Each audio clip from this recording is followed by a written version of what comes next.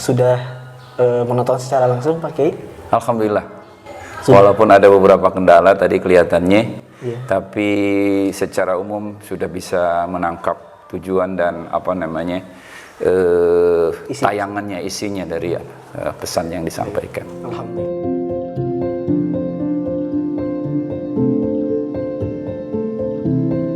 Assalamualaikum warahmatullahi wabarakatuh. Waalaikumsalam warahmatullahi wabarakatuh.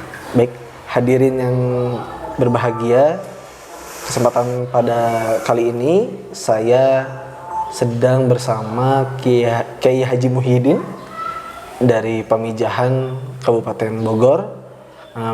Beliau merupakan tokoh di Kabupaten Bogor khususnya dan juga nasional. Nah, baik hadirin yang berbahagia, mari kita juga sapa terlebih dahulu Kiai Haji Muhyiddin. Assalamualaikum. Waalaikumsalam warahmatullahi wabarakatuh. Sehat. Alhamdulillah, samulina sehat.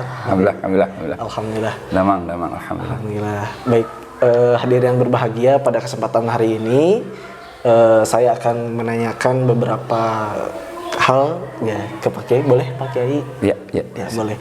Baik, Pak Kiai kan pada beberapa hari ini gitu ya, di khalayak umum khususnya di media sosial itu banyak beredar tersebar terkait film Jejak Khilafah di Nusantara, Pak Kiai. Nah, Pak Kiai sudah menonton secara langsung Pak Kiai? Alhamdulillah. Sudah. Walaupun ada beberapa kendala tadi kelihatannya, tapi secara umum sudah bisa menangkap tujuan dan tayangannya, isinya dari pesan yang disampaikan. Alhamdulillah. Kalau misalkan sudah, nah kira-kira menurut Pak Kiai sendiri, bagaimana tanggapan atas adanya film Jejak Khilafah di Nusantara ini, Pak Kiai? Baik, bismillahirrahmanirrahim. Assalamualaikum warahmatullahi wabarakatuh. Alhamdulillah, wassalatu wassalamu ala Sayyidina Muhammad ibn Abdillah wa ala alihi wa sahbihi wa mawala. La hawla wa la quwata illa billah, ma ba'd. Bayayul khadirun usikum wa iyaya bitaqwallah faqad fazal muttaqun. Ahbabnal kiram, a'azani Allah wa iyyakum. Para pemirsa yang dirahmati Allah Subhanahu wa taala, tadi pagi ya walaupun agak sedikit delay, bahwa Al-Fakir khususnya dan keluarga beserta santri-santri saya di sini nobar nonton bareng tentang film Jejak Khilafah di Nusantara. Masya Allah, luar biasa. Tanggapan saya, subhanallah, jadi luar biasa. Jadi setelah saya melihat pemutaran film tadi, Masya Allah luar biasa, banyak perkara-perkara yang Al-Fakir sendiri baru tahu. Ya, jadi selama ini sejarah Islam itu kayaknya ada orang-orang yang sengaja menutupi. Ya, jadi fakta-fakta yang sengaja disimpang siurkan. Ya, luar biasa ternyata setelah dengan penelitian yang luar biasa, yang begitu cermat, cerdas ya, dan teliti tentunya, Masya Allah, ternyata Jejak Khilafah di Nusantara itu luar biasa dan memang nyata adanya. Ya, nyata adanya bahwa masuk Islam ke Nusantara itu terutama di masa kerajaan Samudra Pasai itu satu zaman dengan kekhilafahan Abbasiyah.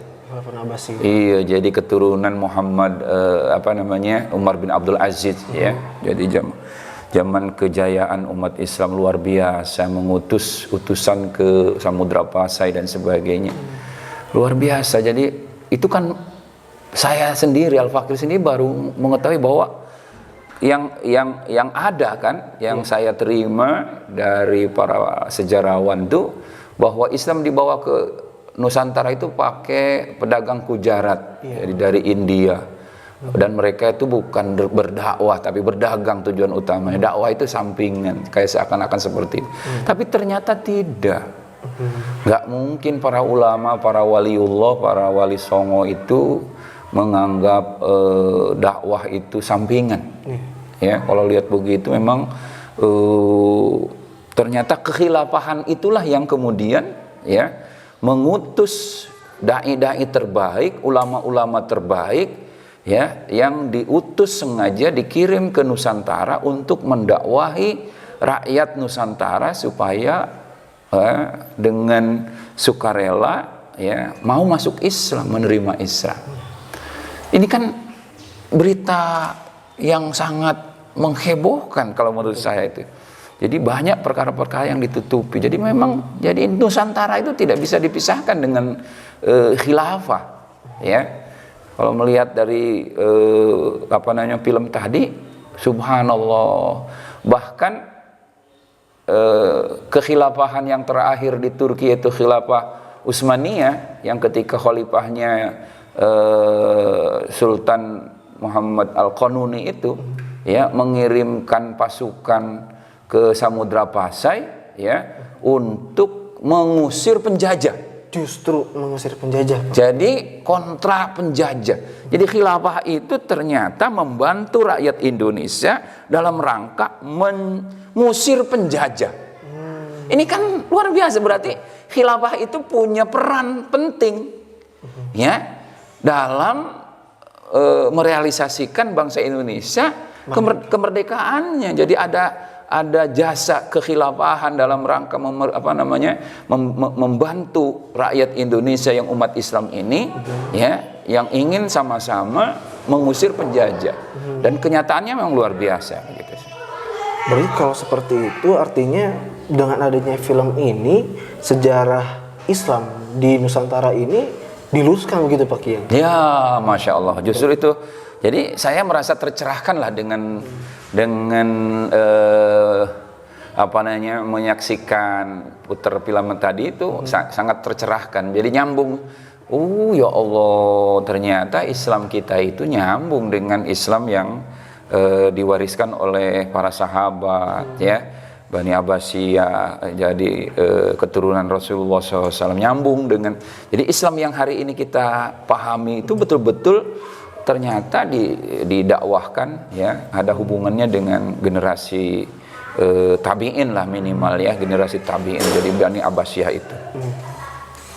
Nah, berarti artinya film ini positif terhadap umat Islam dan juga memang secara sejarah berarti diluruskan. Nah, tetapi ternyata Pak Kiai pada kesempatan kali ini juga gitu ya, pada hari ini khususnya ternyata masih banyak gitu ya yang bukannya justru membanggakan Islam dalam artian secara sejarah Islamnya begitu, justru malah membanggakan gitu ya warisan kolonialisme. Oke, nah kalau seperti itu menurut Pak Kiai bagaimana Pak Kiai?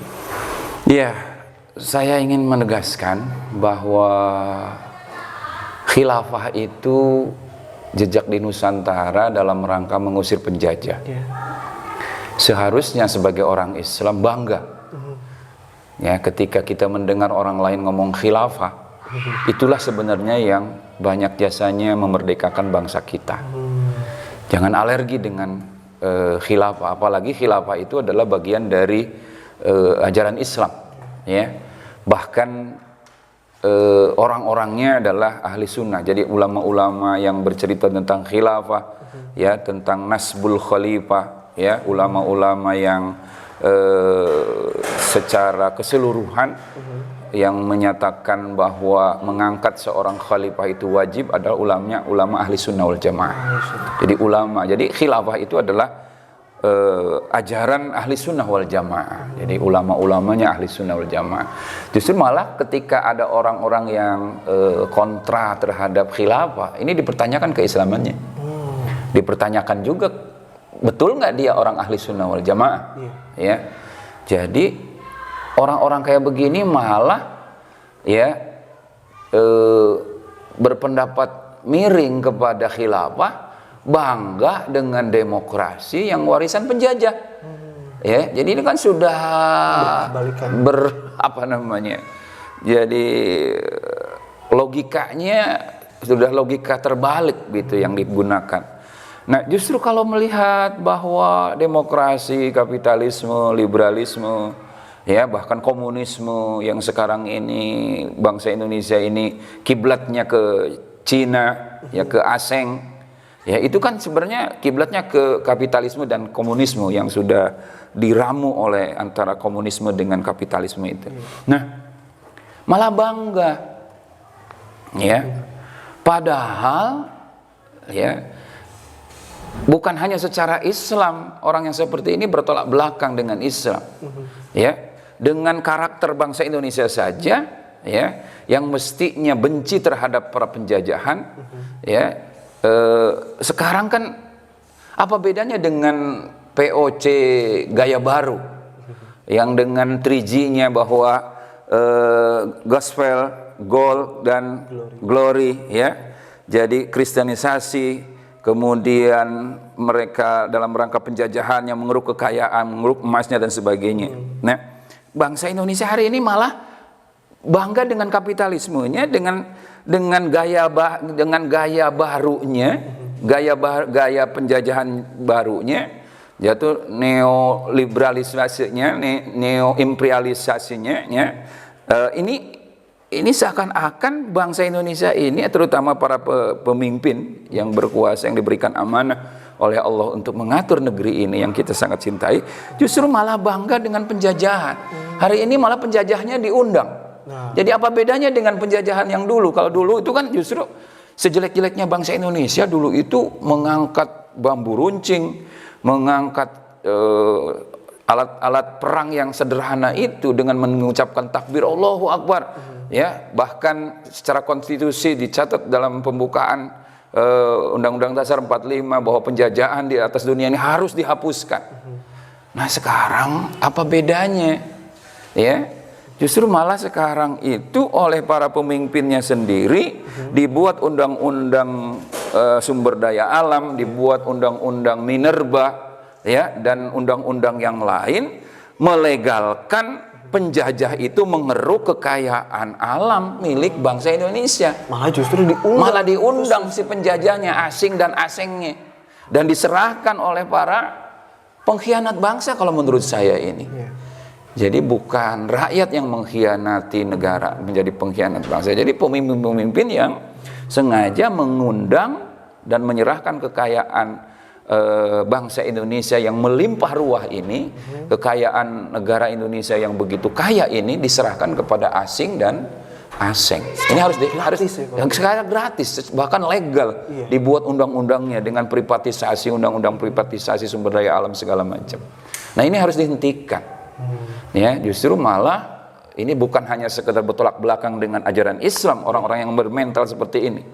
Ya, bertolak belakang secara karakter, ya. Jadi dia sebagai rakyat tapi bangga dengan mental inlandernya. Kemudian secara konstitusi juga sebenarnya sudah bertolak belakang dengan preambul pembukaan Undang Dasar 45. Ya. Nah, kalau seperti itu berarti ada yang seharusnya seperti apa umat Islam itu, ya Pak Kiai. Nah, jadi sekalian ini di akhir, nah kira-kira apa wejangan Pak Kiai setelah adanya film Jejak Khilafah di Nusantara ini bagi umat Islam, khususnya generasi Islam penerus bangsa gitu ya, nanti ke depannya harus seperti apa gitu. Kalau misalnya tadi ternyata membanggakan warisan kolonialisme itu sangat bertentangan dengan pertama Islam gitu ya, dan juga semangat bangsa, karakter bangsa begitu. Nah, kira-kira bagaimana wejangan Pak Kiai? Iya, perlu dicatat bahwa jejak khilafah di Nusantara itu sudah kita real terlihat, yaitu memperjuangkan Islam, dan dengan Islam itulah kemudian Indonesia itu merdeka. Ya.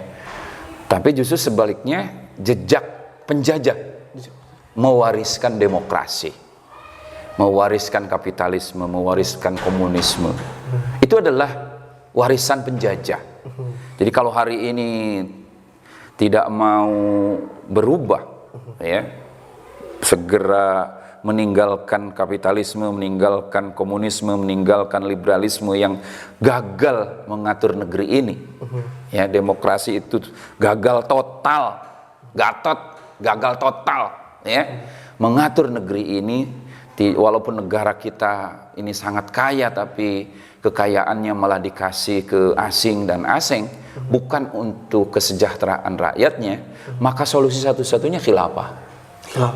Oleh karenanya, saya berpesan kepada generasi milenial, terutama nih generasi muda, generasi penerus bangsa, antum semuanya adalah calon-calon pemimpin dunia di masa yang akan datang. Yang pertama yang harus antum lakukan, sisihkan waktu untuk mengkaji Islam kafah. Jadi antum harus menguasai ekonomi Islamnya, sistem pemerintahan Islamnya, ya, bagaimana sistem pergaulan dalam Islam, ya, nizam istimainya, bagaimana ukubatnya, jinayatnya. Masih banyak, masih segudang, ya, sakofah Islam, hasanah keislaman yang perlu antum semuanya kuasai, sehingga kita tidak tertipu lagi. Ngaji, sisihkan waktu sekali lagi untuk mengkaji Islam yang kafah, sehingga ke depan ini adalah insya Allah besok, ya, abad khilafah akan segera, sebab Allah berfirman, watilkal ayyam nudawiluha bainan nas. Jadi hari itu diputar di hadapan manusia, berjalan, itu akan berputar. Hari ini mungkin kapitalisme berkuasa, tapi besok ada waktunya Islam berkuasa dengan khilafahnya tadi. Takbir. Ya, jadi dengan khilafahnya insya Allah besok akan segera dipergilirkan. Ya, dipergilirkan. Ada masanya umat Islam akan berkuasa. Antum yang akan menjadi pemimpinnya. Oleh karenanya, ya, kunci kesuksesan antum itu sejauh mana antum menguasai dan memahami ajaran Islam itu sendiri secara kafah. Ya, jangan sampai ketika Islam bangkit, kemudian karena ekonomi Islamnya tidak dikuasai, belum pernah dipelajari, sehingga dikiranya Islam padahal ekonomi kapitalis. Kan sekarang ini banyak di antara kaum muslimin tidak protes hari ini, ya. Diterapkan ekonomi kapitalisme, bahkan mau ke komunisme, membanggakan komunisme dan sebagainya, karena di antara kaum muslimin masih banyak yang tidak paham tentang ekonomi Islam.